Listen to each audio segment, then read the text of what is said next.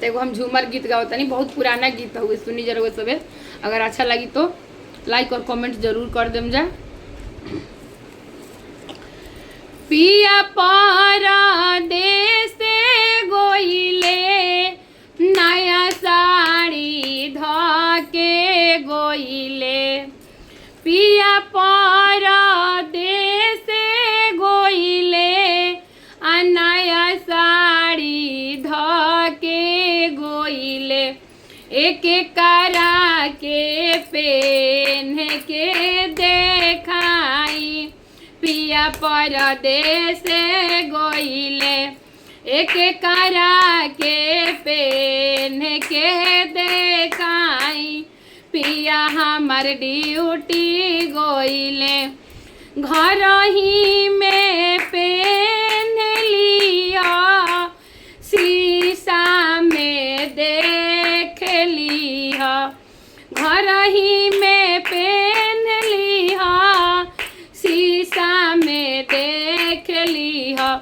ए भैया ना चिन्हलन भवैया, गोरी संभल के रहिया। ए भैया ना चिन्हलन भवैया, गोरी संभल के रहिया। पिया परदेस गोइले, नया सूट दे के गोइले। पिया हमरो ड्यूटी गोइले, नया सूटवा दे के गोइले। एक करा के पेन के देखाई, पिया हमर ड्यूटी गोइले। एक करा के पेन के देखाई, पिया हमर ड्यूटी गोइले। घर ही में पेन लिहा, शीशा में देख लिहा।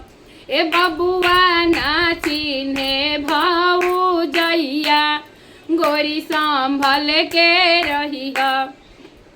ए बबुआ ना चिन्हे भौजैया, गोरी संभल के रहिया। पिया परदेस गोइले, नया साड़ी दे के गोइले।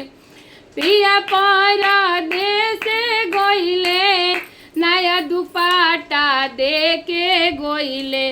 एक करा के पेन के देखाई, आ पिया परदेस गोइले। एक करा के पेन के देखाई, पिया परदेस गोइले। घर ही में पेन लिहा, शीशा में देख लिहा। घर ही में पेन लिहा, शीशा में देख लिहा। ए जीजा ना चिन्ह से सरहजिया, गोरी संभल के रहिया। ए जीजा ना चिन्ह से सरहजिया, गोरी संभल के रहिया। पिया परदेस गोइले, नया साड़ी दे के गोइले।